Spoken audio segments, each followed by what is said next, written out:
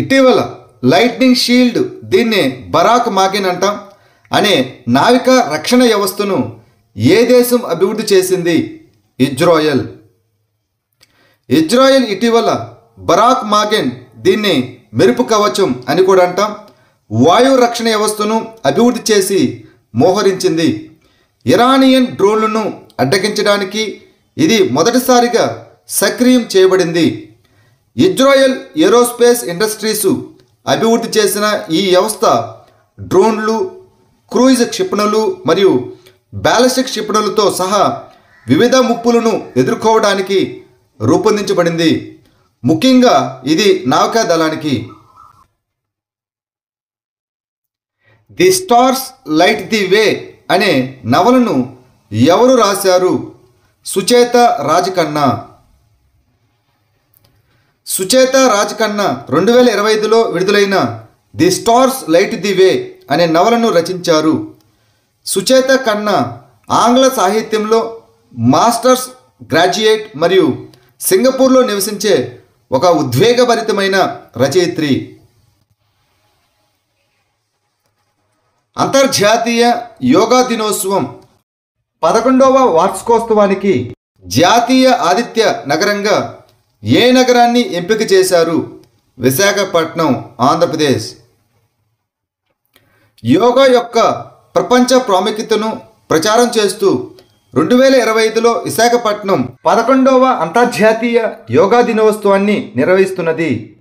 అంతర్జాతీయ యోగా దినోత్సవం 11వ వార్షికోత్సవాన్ని పురస్కరించుకుని భారతదేశం సిద్ధమవుతున్న తరుణంలో ఆంధ్రప్రదేశ్లోని విశాఖపట్నం 11వ ఎడిషన్ గ్లోబల్ వెల్నెస్ ఈవెంట్కు జాతీయ హోస్టుగా ఎంపికైంది.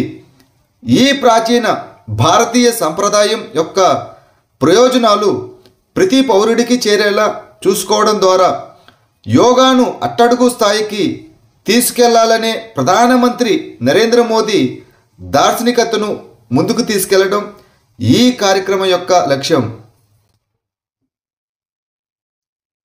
విపత్తు ప్రమాద తగ్గింపుకు గాను ఐక్యరాజ్య సమితి ససకావ అవార్డు 2025 అందుకున్న భారతీయుడు ఎవరు? మృత్యుంజయ్ మహాపాత్ర. భారత వాతావరణ శాఖలో వాతావరణ శాస్త్ర డైరెక్టర్ అయినటువంటి జనరల్ డాక్టర్ మృత్యుంజయ్ మహాపాత్ర విపత్తు ప్రమాద తగ్గింపు కోసం ఐక్యరాజ్య సమితి ససకావ అవార్డు 2025ను అందుకున్నారు. 1986లో ది నిస్పాన్ ఫౌండేషన్ మద్దతుతో ప్రారంభమైన ఈ అవార్డు విపత్తు ప్రమాద రంగంలో అత్యున్నత అంతర్జాతీయ గౌరవం. 2025 యొక్క థీమ్ వచ్చి సైన్స్ను ప్రజలకు కనెక్ట్ చేయడం. భారతదేశ తుఫాను మనిషిగా పిలువబడే డాక్టర్ మెహపాత్ర ఉత్తర హిందూ మహాసముద్ర ప్రాంతంలో తుఫాను సంబంధిత మరణాలను తగ్గించడంలో సహాయపడ్డాడు. ఉత్తర కొరియాకు భారత తదుపరి రాయబారిగా ఎవరు నియమితులయ్యారు? అలియావతి లాంగ్ కుమార్. 4 సంవత్సరాల విరామం తర్వాత భారతదేశం ఉత్తర కొరియాలో దౌత్య ఉనికిని తిరిగి స్థాపించింది.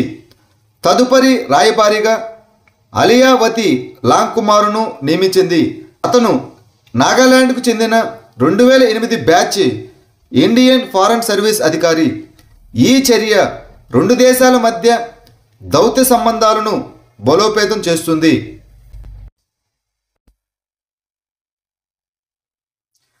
హాకీ ఇండియా మాస్టర్స్ కప్ 2025 యొక్క మొదటి ఎడిషన్ ఏ నగరంలో జరుగుతుంది? Chennai. Hockey India masters cup 2025 యొక్క ప్రారంభ ఎడిషన్ జూన్ 18 నుండి జూన్ 27 వరకు చెన్నైలో జరుగుతుంది. తమిళనాడు హాకీ యూనిట్ నిర్వహించిన ఈ టోర్నమెంటులో పురుషులు మరియు మహిళలు ఇద్దరికీ పోటీలు ఉంటాయి మరియు భారతదేశంలోని అనుభవజ్ఞులైన హాకీ ఆటగాళ్లకు ప్రత్యేక వేదికను అందిస్తుంది. ఇటీవల వార్తల్లో ప్రస్తావించబడిన ఏవి లిస్టు అనగా ఏమిటి? ఇదొక ఏకీకృత ప్రపంచ పక్షిజాతుల చెక్ లిస్ట్. ఇటీవల ప్రపంచంలోని మొట్టమొదటి ఏకీకృత ప్రపంచ పక్షి జాతుల చెక్ లిస్టు అయిన ఏవి లిస్టు ప్రభావవంతమైన పక్షి సంరక్షణకు మద్దతివ్వడానికి ప్రారంభించబడింది. ఇది అంతర్జాతీయ పక్షిశాస్త్ర కమిటీ మరియు క్లైమేట్స్ జాబితాలను భర్తీ చేస్తుంది మరియు ప్రతి సంవత్సరం నవీకరించబడుతుంది. ఈ ఏవి లిస్టు ప్రపంచ పక్షి జాతుల యొక్క అత్యంత నవీకరించబడిన మరియు నమ్మదగిన వర్గీకరణను అందిస్తుంది. ఇది Bird Life International, Cornell Lab of Ornithology, American Ornithologists Society, International Ornithologist Union మరియు అవిబేషన్తో కూడిన ప్రపంచ సహకారం ఫలితంగా ఉంది. ప్రభుత్వ పాఠశాలల్లో బోధన మౌలిక సదుపాయాలు మరియు ఫలితాలను మెరుగుపరచడానికి ఏ రాష్ట్ర ప్రభుత్వం ఎన్జిఓలతో ఒప్పందం కుదుర్చుకుంది? తెలంగాణ. ప్రభుత్వ పాఠశాలలో బోధన మౌలిక సదుపాయాలు మరియు విద్యా ఫలితాలను పెంపొందించడానికి తెలంగాణ ప్రభుత్వం ఎన్జిఓలతో భాగస్వామ్యం కుదుర్చుకుంది. అన్ని ప్రభుత్వ పాఠశాలల్లో బోధన మౌలిక సదుపాయాలు మరియు అభ్యాస ఫలితాలను పెంపొందించడానికి తెలంగాణ రాష్ట్ర విద్యాశాఖ కొన్ని ఎన్జిఓలతో అవగాహన ఒప్పందాలు కుదుర్చుకుంది. ముఖ్యమంత్రి రేవంత్ రెడ్డి సమక్షంలో ఈ అవగాహన ఒప్పందాలు కుదుర్చుకున్నారు. యునెస్కో యొక్క క్రియేటివ్ సిటీస్ నెట్వర్క్లో గ్యాస్ట్రోనమీ నగరంగా చేర్చడానికి ఉత్తరప్రదేశ్లోని ఏ నగరం అధికారికంగా నామినేట్ చేయబడింది? లక్నో. ఉత్తరప్రదేశ్ సాంస్కృతిక రాజధాని అయినటువంటి లక్నో దాని వాస్తుశిల్పం, కవిత్వం, మర్యాదలు మరియు ముఖ్యంగా దాని పాక వారసత్వానికి ప్రసిద్ధి చెందింది. నగరం యొక్క గొప్ప ఆహార సంస్కృతి ఇప్పుడు గ్యాస్ట్రోనమీ వర్గం కింద యునెస్కో యొక్క క్రియేటివ్ సిటీస్ నెట్వర్క్కి నామినేట్ కావడంతో ప్రపంచ దృష్టిని ఆకర్షిస్తున్నది. హైదరాబాద్ తరువాత రెండవ భారతీయ నగరంగా లక్నో అవతరిస్తున్నది. జూన్ 2025 నాటికి ఆయుష్మాన్ భారత్ మిషన్ కింద స్కాన్ అండ్ షేర్ సౌకర్యం కోసం భారతదేశంలో ఏ రాష్ట్రం అగ్రగామిగా అవతరించింది? బీహార్. ఆయుష్మాన్ భారత్ డిజిటల్ మిషన్ కింద స్కాన్ అండ్ షేర్ ఫీచర్ను ఉపయోగించడంలో బీహారు భారతదేశంలో అగ్రస్థానంలో ఉంది. ఈ ఏబిడిఎం అనేది ఇంటర్ ఆపరబుల్ సిస్టములను ఉపయోగించి రోగులు, వైద్యులు మరియు ఆసుపత్రులను అనుసంధానించే డిజిటల్ హెల్త్ ఎకోసిస్టమ్ను నిర్మించడానికి ఇది ఒక జాతీయ ఇనిషియేటివ్. ఏ రాష్ట్రంలో జంపింగ్ స్పైడర్ యొక్క కొత్త జాతి కనుగొనబడింది? కర్ణాటక మరియు తమిళనాడు. కర్ణాటక మరియు తమిళనాడులోని జీవ వైవిధ్యం అధికంగా ఉన్న ప్రాంతాల్లో కొత్త జంపింగ్ స్పైడర్ జాతిని కనుగొన్నారు. ముఖ్యంగా స్పాటియస్ కరిగిరి అని పిలువబడే సాలిడ్ కర్ణాటకలోని కరిగిరి మరియు తమిళనాడులోని విల్లుపురం జిల్లాల్లో కనుగొనబడింది. 2025 ఫిఫా క్లబ్ ప్రపంచ కప్పు ఎక్కడ జరుగుతున్నది? అమెరికా. 2025లో విస్తరించిన ఫిఫా క్లబ్ ప్రపంచ కప్పును నిర్వహించడానికి యుఎస్ఏ ఎంపిక చేయబడింది. ఈ వేసవిలో అమెరికాలో జరగనున్న ఫిఫా క్లబ్ ప్రపంచ కప్ 2025 ప్రధాన వేదికగా నిలవనుంది. ఇది ప్రపంచ క్లబ్ ఫుట్బాల్ చరిత్రలో అతిపెద్ద ప్రయోగాలలో ఒకటిగా నిలిచింది. బ్రిటన్ నిఘా సంస్థ MI6కి మొదటి మహిళా అధిపతిగా ఎవరు నియమితులయ్యారు? బ్లేజ్ మాట్రావెల్లి. బ్లేజ్ మాట్రావెల్లి MI6కి నాయకత్వం వహించిన మొదటి మహిళగా నిలిచారు. ఇది 2025లో ఒక చారిత్రాత్మక మైలురాయిని సూచిస్తుంది. MI6 తన మొదటి మహిళా చీఫ్ను నియమించింది. బ్లేజ్ మాట్రావెల్లి UK యొక్క విదేశీ నిఘా సంస్థకు తదుపరి అధిపతిగా ఉంటారని మరియు 1909లో స్థాపించబడినప్పటి నుండి ఆ పదవిని నిర్వహించిన మొదటి మహిళ అని ప్రధానమంత్రి కీర్ స్టార్మర్ ఆదివారం ప్రకటించారు.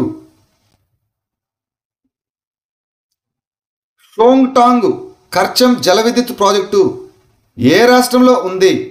హిమాచల్ ప్రదేశ్. ఆలస్యమైన సోంగ్టాంగ్ కర్చం జల విద్యుత్ ప్రాజెక్టును పూర్తి చేయడానికి హిమాచల్ ప్రదేశ్ ముఖ్యమంత్రి నవంబర్ 2026ను గడువుగా నిర్ణయించారు. ఇది హిమాచల్ ప్రదేశ్లోని కిన్నౌర్ జిల్లాలోని సట్లెజ్ నదిపై ఉన్న ఒక రన్ ఆఫ్ రివర్ జల విద్యుత్ ప్రాజెక్టు. ఈ ప్రాజెక్టు మొత్తం 450 మెగావాట్ల సామర్థ్యాన్ని కలిగి ఉంది. గ్లోబల్ ఎడ్యుకేషన్ మానిటరింగ్ నివేదికను ఏ సంస్థ ప్రచురించింది? ఐక్యరాజ్య సమితి విద్య, శాస్త్రీయ మరియు సాంస్కృతిక మంత్రిత్వ శాఖ అనగా యునెస్కో. గ్లోబల్ ఎడ్యుకేషన్ మానిటరింగ్ నివేదిక అనేది ఐక్యరాజ్య సమితి విద్య, శాస్త్రీయ మరియు సాంస్కృతిక సంస్థ అయిన యునెస్కో ద్వారా వార్షిక ప్రచురణ. ఇది ప్రపంచ విద్యా పురోగతి, సవాలు మరియు ధోరణుల యొక్క వివరణాత్మక ఆధారాల ఆధారిత విశ్లేషణను అందిస్తుంది. విద్యా వ్యవస్థలను మెరుగుపరచడానికి విధాన సిఫార్సులను అందించడం ద్వారా ప్రభుత్వాలు మరియు వాటాదారులకు మార్గనిర్దేశకం చేయడం దీని యొక్క ప్రధాన లక్ష్యం.